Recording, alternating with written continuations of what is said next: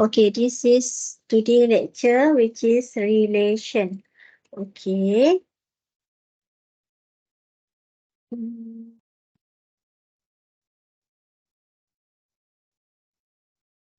Nampak kan?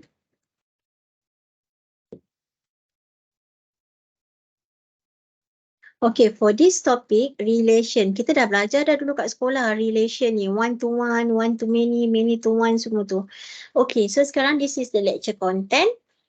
Nampak macam banyak tapi dia mudah je. Okay, so kita pergi satu per satu. Relation and their properties, representation of relation, and closure of relation. Okay, so sekarang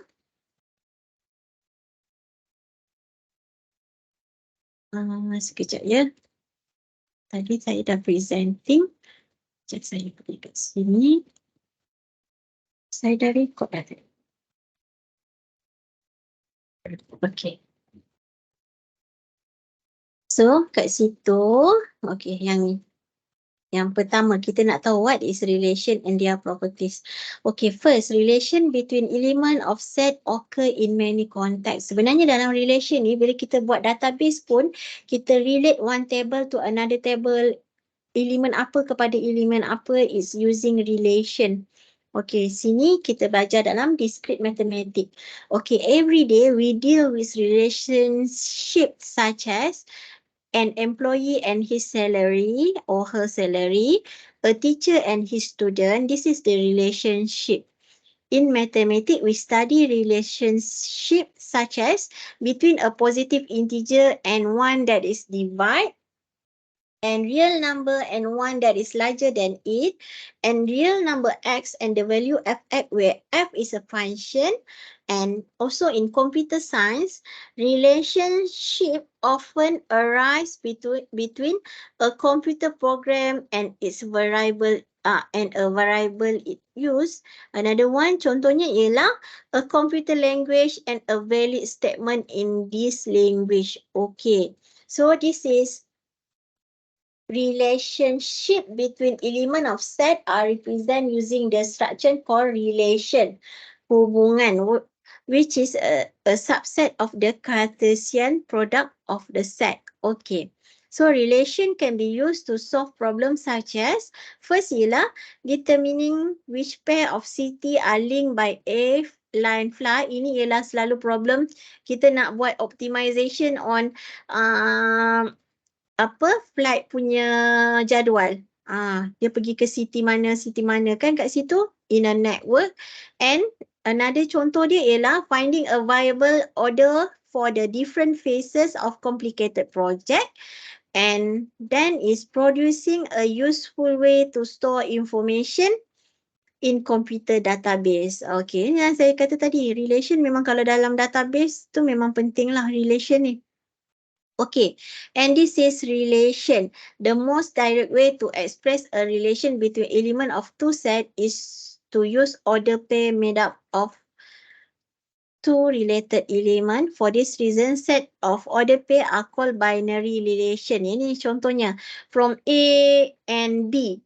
This is binary relation from A to B. Okay, is a subset of A times B. Ini in other words, a binary relation from A to B is in a set R of order pair, where the first element of each order pair come from A and the second element come from B. Kalau kita kata relation dia daripada A kepada B, maksudnya bila ayat tu ialah A relation to B, kita tahulah dekat situ, which is A ni from A element and relation dia with B. B ni ialah from B element. Okay. Contohnya kita kata relation between city and to kat sini kan, to flight. Okay, jadi kat situ bila kita kata notation dia kat situ, contohnya kita guna dalam bentuk Cartesian macam ni. Contohnya kita letak dalam bentuk tu, maksudnya kita tahu kat sini, contohnya dekat sini ialah Melaka. City-nya Bandar Melaka. Melaka and flight dekat sini contohnya AK202. Jadi kita tahu unsur yang pertama ni ialah city sebab from city to flight. From A to flight dia. Okey, jadi unsur yang kedua ni dah tentulah ialah flight. Okey, ni ialah maksud ayat ni. And we use notation macam ni. A relate to B to denote that. Yang ni lah. A, B, element. Yang ni ialah ayat. Ini ialah simbol kepada element of R. Maksudnya R ni ialah real number. Okay. And A is not relate. Yang ni kalau R ada macam kita slashkan R ni, dia ialah not relate to B. Which is A dengan B ni bukan element of R. Okey, itu simbol-simbol lah yang kita nak kena tahu notation kat situ. Okey, contoh yang pertama. Let A be the set of student in your school and B be the set of courses. Maksudnya student A, student, and B ialah courses. Course dia. Okey, let R be the relation. R ni ialah relation that consists of A and B. Maksudnya A ini ialah kita punya student and B ini ialah courses dia. Where A is a student enrolled in course B. For instance, if Danish and Darwish are enrolled for BITI 1213, meaning that yang pertama tu Danish, BITI 1213. Dan untuk yang Darwish pula kita kena buat juga relation tu. Darwish BITI 1213 belong to R. If Danish is also enrolled BITI 2213, then pay untuk Danish ni akan ada satu lagi pay dia, which is Danish BITI 2213. However, if Darwish is not enrolled in this course like Danish just now, yang ni, then the pay of yang ni tak wujud lah, ni tak ada. Is not in R. Okey, tak ada. Kita tak boleh buat pairing tu sebab dia tak ambil pun course tu. Okey, boleh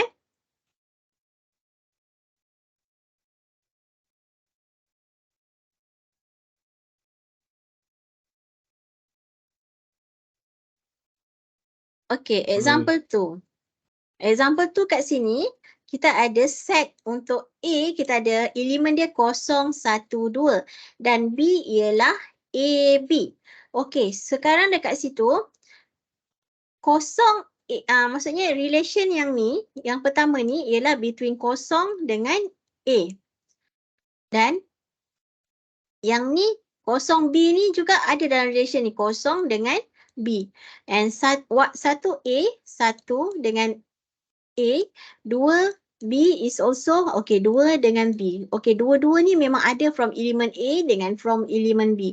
So, kita boleh kata yang keempat-empat pasangan ni is a relation from A to B. Tapi dia tak tulis semua relation yang mungkin sebab sepatutnya dia ada banyak kat sini. Tapi relation yang dia tulis kat sini ialah yang ini saja.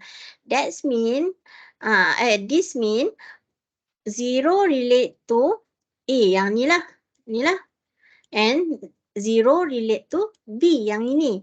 And we have also 1 relate with A and 2 relate with B. Tetapi dekat situ 1 dengan B, kat sini kan dia dah bagi senarai relation dia. Tapi between 1 dengan B tiada dalam senarai di sini.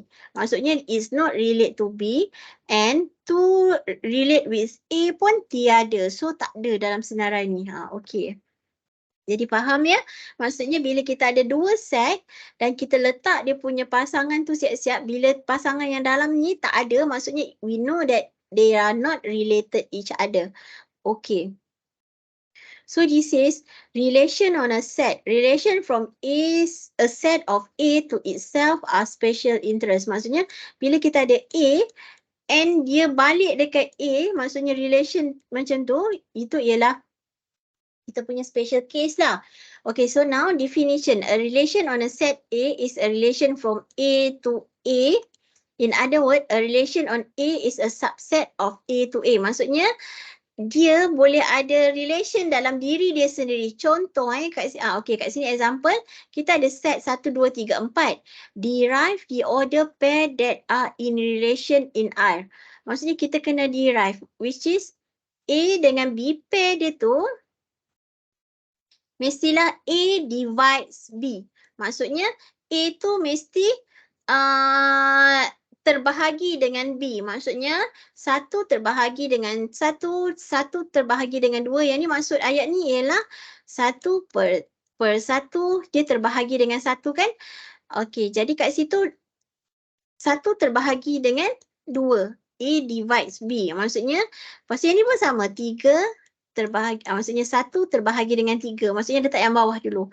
Ini maksud dia satu terbahagi dengan empat. Yang ni kita pilih dekat mana daripada relation yang ada kat sini, kita relate to itself again. Maksudnya sekarang kat sini, dua pun terbahagi dengan dua juga. Which is akan dapat satu. Dia tak akan dapat baki.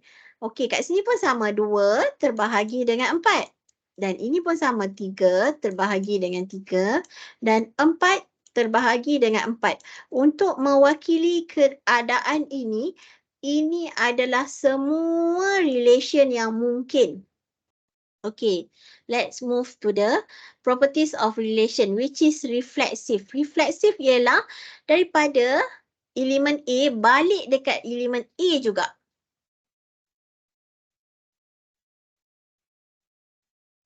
Maksudnya sekarang, for instance, let R be relation on a set for consisting X, Y, where X and Y have the same mother and the same father. Kat sini maksudnya X relate with X for every person X. Maksudnya sekarang kat sini, a relation R on a set A called reflexive bila sama. A dia balik dekat A juga. Untuk elemen R ini kita kata sebagai sifat refleksif. Contoh dekat sini, which one is reflexive? Kita ada ni. Consider the following relation. Okay, which one yang reflexive? Kalau solutionnya dia kata R3 dengan R5 is reflexive. Kenapa? R3 ada 1, 1, 2, 2, 3, 3 dan 4, 4. So, dia reflexive. And R5 juga dia ada 1, 1, 2, 2, 3, 3 dan 4, 4 dalam tu. So, R5 pun reflexive. Tetapi kenapa yang lain ni bukan refleksif? Contoh, R1 ada 1, 1. Ada 2, 2. 3, 3 tak ada. Tapi 4, 4 ada. So, dia bukan. Dia tak ada 3, 3. Dia mesti ada semua. Boleh? Boleh. Okey. Lepas tu, kalau yang ni R2 ni memang obviously lah. Sebab dia ada R1 satu je. Dia tak lengkap. So, dia bukan refleksif. And same goes to R4, langsung tak ada yang sama. So, dia bukan juga refleksif and R6 pun juga bukan refleksif.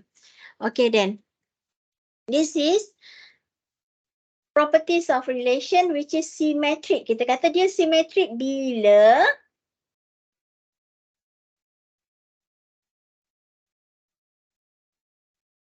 in some relation an element is related to the second element. If and only if the second element is also related to first element. Maksudnya kat sini, A relate to B, then B ni relate to A. Yang ni kita panggil sebagai symmetric.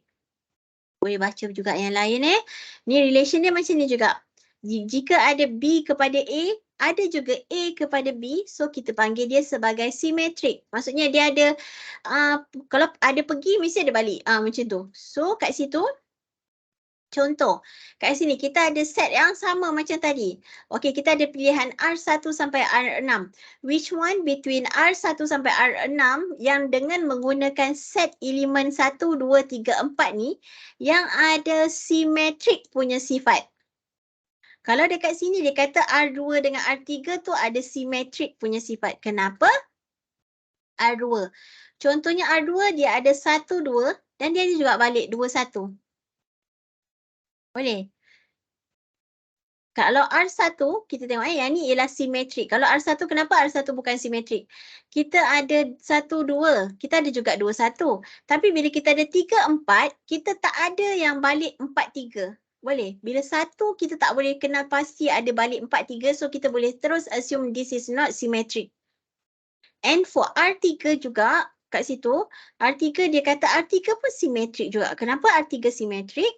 Sebab dia ada 1, 2, dia ada 2, 1. Lepas tu dia ada 1, 4, dia ada juga 4, 1. So this is symmetric. For R4, dia ada 2, 1, 1, 2 ada tak? So kita tak nampak. So dia tak ada, dia bukan symmetric. And we want to determine R5 pula. Dia ada 1, 2. Ada 2, 1 tak dalam sini? Tak ada kan? So dia bukan symmetric. And also for R6 ni memang obviously we don't have 4, 3. We have 3, 4 but we don't have 4, 3. So it's not symmetric. So only two R2 and R3 are symmetric kat situ. And okay, habis symmetric tadi transitive tadi mula-mula ialah reflexive which is dia balik dekat diri dia sendiri. Yang ni symmetric maksudnya ada pergi dan balik. Yang ini pula seterusnya transitive.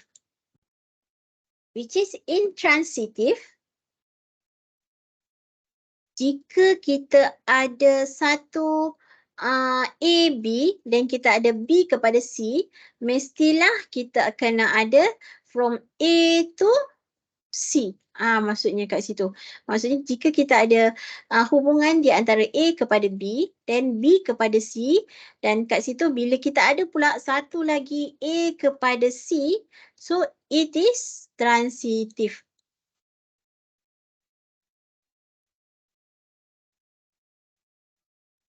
Contohnya kat sini, okay, A, B dan C ialah elemen of A. Kalau kita tengok contoh kat situ, dia kata transitif ada dekat R4 dengan R5. Kita tengok R4 macam mana. R4 bila kita ada 2, 1. Kalau kita ada 2, 1. Okay, dia tak ada yang depan dia. Okey, tetapi kalau kita ada, sebabnya kita kata 2, 1, 2, 1. Ada tak yang mula daripada 1 kat dalam ni? Tak ada kan? Okey, kita boleh abaikan yang ni. Tetapi bila kita ada 3, 1, ada tak yang ada mula dengan 3 kat depan, kat dalam ni? 1 dekat dalam ni. Tak ada. Tapi kalau kita ada kat sini R4 dia kata dia transitif. Mana pasangan yang transitif tu kat dalam ni? Iaitu bila kita ada 4, 2, kita ada 2, 1. Macam tu. Bila kita ada 4, 2, kita ada juga 2, 1. Which is daripada 4 kepada 2, 2 kepada 1. Yang ni sama. Lepas tu, kita ada juga dekat dalam tu from 4 to 1. Ini. 4 to 1 ni ada. Okey. So, lepas tu, kita ada 4, 3. Dalam tu juga kita ada 3, 1. Ini kan 4, 3, 3, 1. And we also have 4, 1. Ni ada. Okey, yang ni pun ada dekat dalam ni. Okey, kalau kita ada 3, 2. Ada tak dekat dalam tu yang mula dengan 2? Which is 2 berapa? 2, 1. Ada 3, 1 dalam situ. So, kita kata R4 ni ialah transitif. Begitu juga untuk R5. R5 pun kita kena tengok satu-satu. Kita tak payah kalau macam transitif untuk yang satu-satu sebab kita nak yang berlainan. 4, 2 dia tak boleh lah. 4, 2 kat sini 2, 2. Nanti 4, 2 jadi diri dia sendiri. Tidak, dia kena ada macam sifat yang 3 segi macam ni. Dia pergi ke nombor yang lain, pergi nombor yang lain dan dia dapat daripada A kepada nombor yang hujung tu. Macam tu. Dia tak boleh lah kalau contoh Contoh, kita ada, okey, 1, 2. Kita tak boleh, yang ni pun kita kena exclude juga. Yang ni pun tak boleh kita dalam senarai kita. Okey, so kat R5 ni kita nak uji, tapi kita tak boleh letak 1, 1 dengan 2, 2 ni. Sebab dia akan balik dekat diri dia sendiri. So, kalau 1, 2 kat sini, 1, 2, apa pasangan yang ada kat situ? Kita padam dulu Yang mula dengan 2. Untuk tahu dia transitif.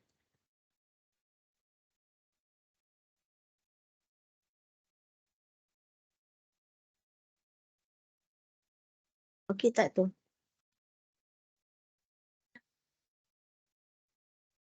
Okey, sekarang kita ada apa tu? Kita ada 1, 2. Okey, without considering this, kita mana yang mula dengan 2? Okey, kita ada 1, 2 dan kita ada 2, 3. Ada tak hubungan 1 dengan 3 kat dalam tu? 1, 2, 2, 2 ada, 1, 3 ada juga kat situ. Kalau kita ada 1, 2, lagi satu pasangan yang kat situ ada yang mula dengan 2 ialah 2, 4. Ada tak 1, 4 dekat dalam tu? Ada juga. Okey, so sekarang kita ada 1, 2. Lepas tu ada tak 2 lagi yang kat depan kat situ, kat dalam tu? 2, 4, so tak ada dah. Okey, lepas tu kita pergi ke pula 1, 3 kat situ. 1, 3 dan kita tahu mana 3 yang mula. Kat sini pun kita boleh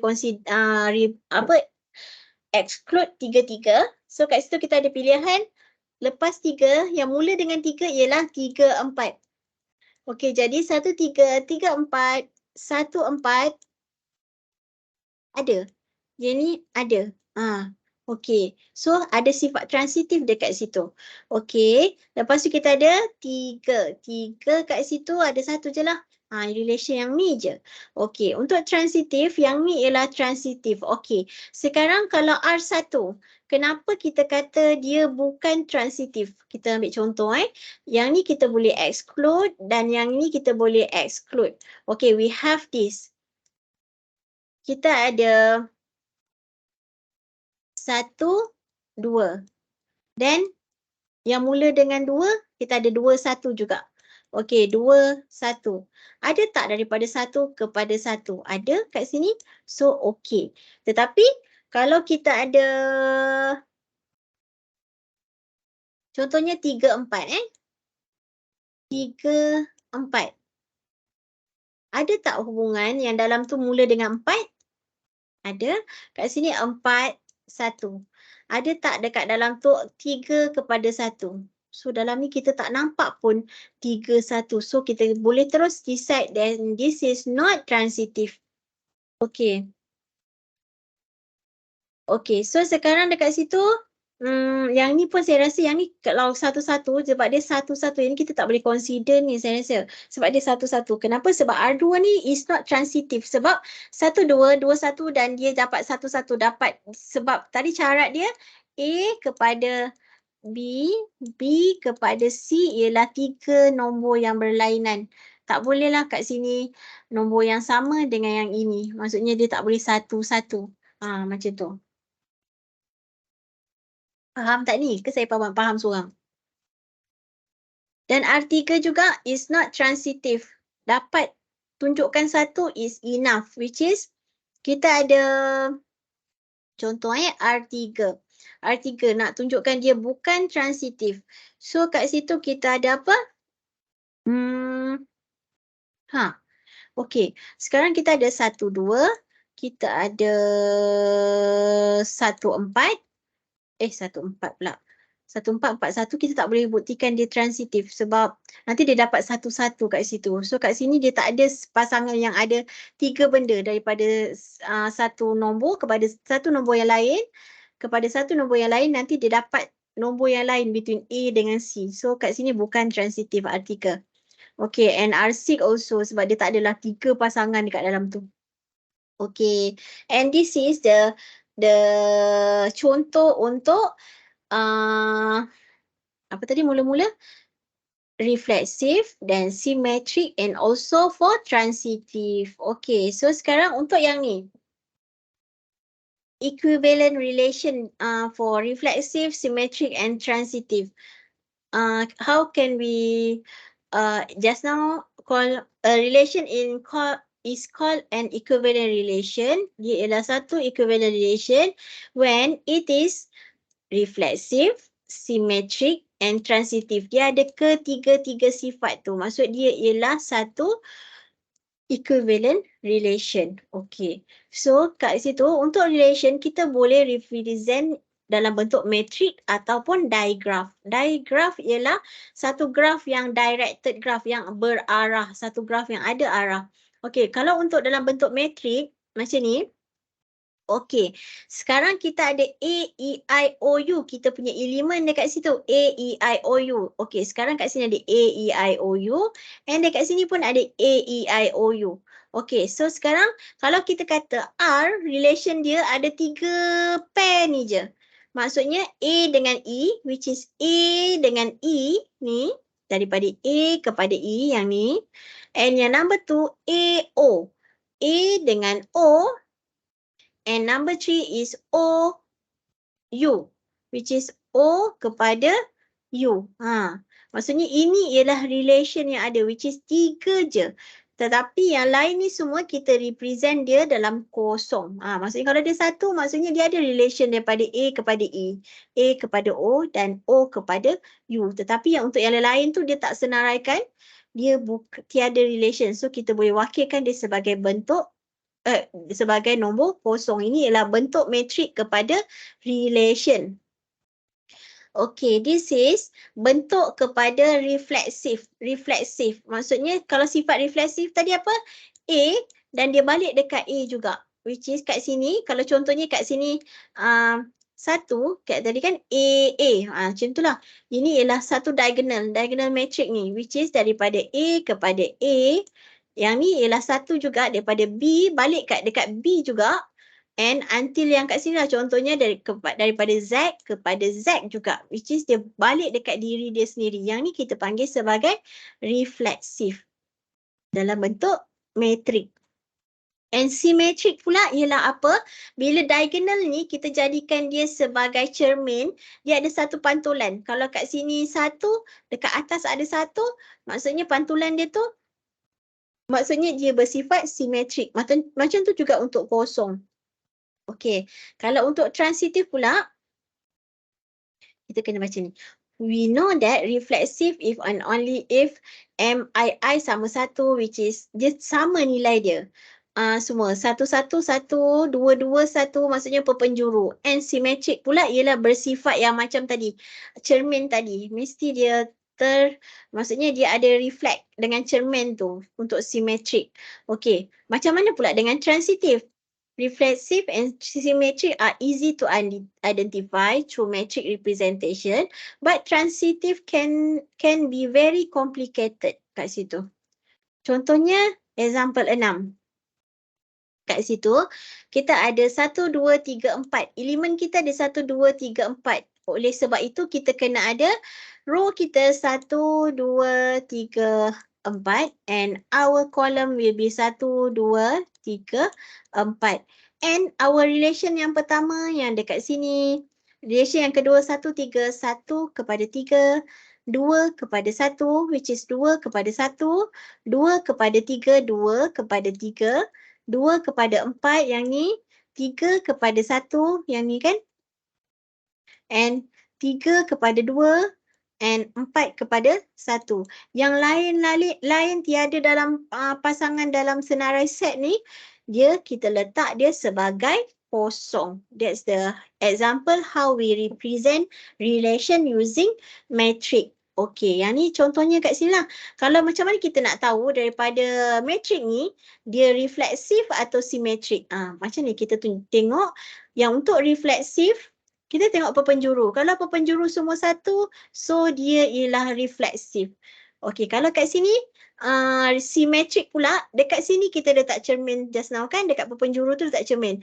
Maksudnya pantulan dia mesti sama. Okey, kalau dia sama, bermaksud dia juga simetrik. Macam tu. Letak cermin kat sini 1 kepada 1, 0 kepada 0, 1 kepada 1. So, matrik yang ini refleksif dan dia juga simetrik. Okey. Yang ni pula how we represent relation in a digraph. Directed graph.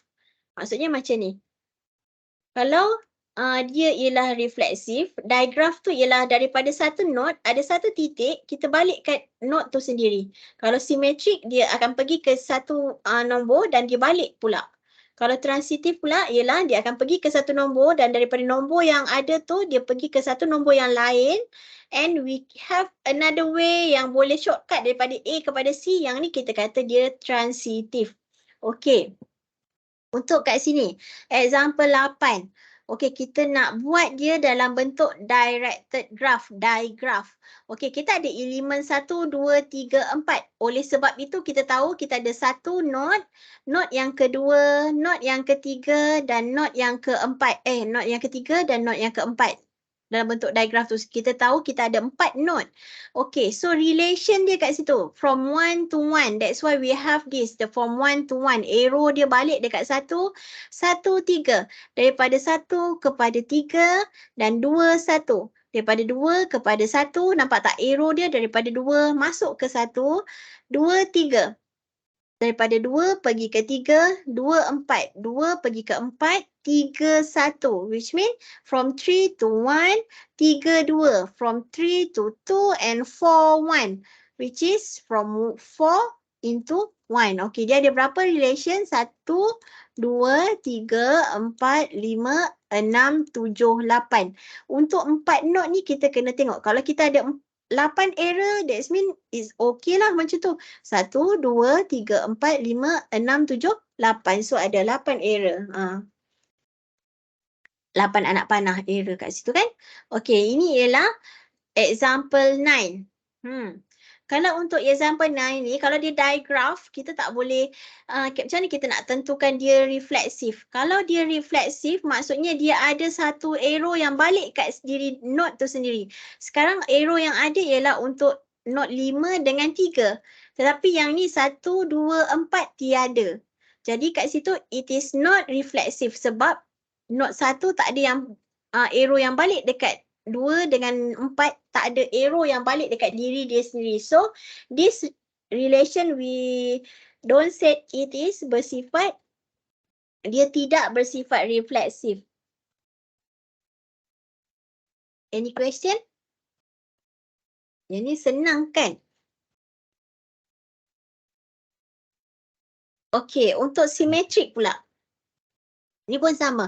Simetrik, dia ada 1 kepada 2, balik pula dekat dia. So, ini bersifat simetrik. Bila kita ada 5 kepada 3, 3 kepada 5 pun ada. Ini juga bersifat simetrik. Tetapi, untuk daripada 5 kepada 1 tak ada. Yang ni bukan simetrik. Sebab yang ni tak ada. Benda ni tak ada. Okay. And daripada 4 kepada 1 tak ada 1 kepada 4. 1 kepada 4 tu tak wujud. So, yang ni juga tiada. Okay. 2 kepada 3 ada, 3 kepada 2 tak ada. So yang ni juga tiada, yang ni pun tak ada dan ni tak ada. Maksudnya kalau kita boleh cakap satu je, okey, maksudnya kita nak cepatkan dalam exam kan, dia tanya yang ni bersifat simetrik ke tidak. Maksudnya kalau kita boleh buktikan ada satu tempat daripada 1 pergi ke 5, 5 tiada pergi ke 1, it's enough to say that this relation is not symmetric. Okey. Boleh? Yang ni pula untuk transitif. Okey, untuk transitif, example 9 ni, maksudnya kalau transitif dia macam ni, dia macam bersifat segitiga. Kalau 2 kepada, macam ni, 2 kepada transitif. Yang ni, maksudnya dia kena macam ada segitiga tau. Dia tak transitif kenapa? Sebab 2 kepada 1 ada.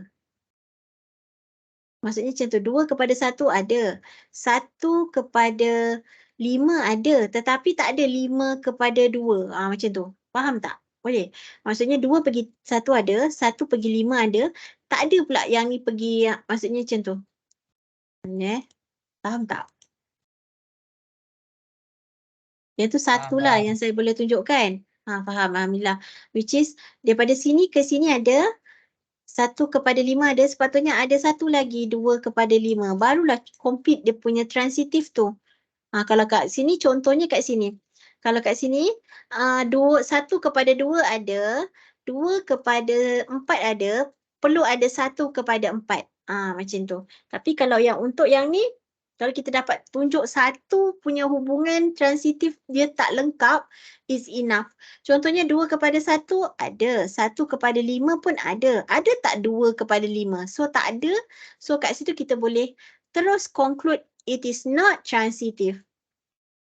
And this is Seterusnya closure. Closure ni ialah kita nak lengkapkan dia. Contoh,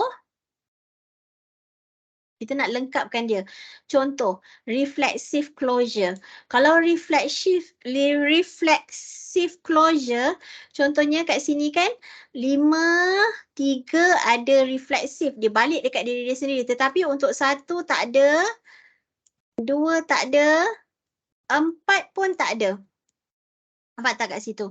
So, in order to complete the closure tu, kita kena wujudkan. Maksudnya kita kena tambah. Okay, yang ni nampak tak? Dia tambah. So that penjuru dia semua satu. Ini yang dinamakan closure. Benda yang tak lengkap secara refleksif, kita lengkapkan dia. Kita tambah yang merah-merah ni. So, this is, we call it as reflexive closure. Macam tu juga symmetric closure. Iaitu, bila kita ada pasangan yang pergi ada, balik ada, tapi 1:5 ada, 5:1 tak ada, 4:1 ada, 1:4 tak ada. Apa lagi? Dia kena ada 2 setiap tu. Okey, kat sini pun tak ada. Yang ni pun tak ada, dia tak balik. Ini juga tiada. So, kita kena tambah. Itu yang dinamakan closure, symmetric closure. Jadi, dekat sini 1:5 ada, 1:5 ada kat sini. Kita perlu juga daripada 5:1 dekat sini. Maksudnya kat situ kan kalau simetrik dia macam terpantul. Yang ni pun kena 1 juga sama. Okey, jadi kat situ kita kena lengkapkan lah. Macam ni. Kita kena lengkapkan. Kita kena tambah yang 1 yang merah ni. Which is yang kita tambah 1, 2, 3, 4, 5 tu. Maksudnya kat sini pun kita tambah 1, 2, 3, 4, 5. Untuk lengkapkan symmetric closure. Okay, then we also have the final one is transitive closure. Transitive closure ni ialah kalau dia kata reflexive and symmetric are easy to produce, but transitive closure can very complicated. Recall that the transitive closure of relation R is the smallest transitive relation containing R. And by definition of transitive, we can conclude that if there is a path from A to B, and there must be an arc from A to B in R. Okay. Apa yang dimaksudkan dengan transitive closure? Maksudnya macam ni. Jika kita ada A kepada B, B kepada C, yang ni kita kena ada daripada A kepada C. And when we have from B kepada C, C kepada D, yang ni pun kita kena ada. Tetapi dekat sini, bila kita wujudkan yang ni kan, yang ni faham kita ada daripada A kepada B, B kepada C, kita kena, kalau nak lengkapkan dia dengan transitive closure, kita kena ada satu arrow lagi pada A kepada C. Begitu juga dengan daripada B kepada C, C kepada D, kita kena ada satu lagi arrow macam tu.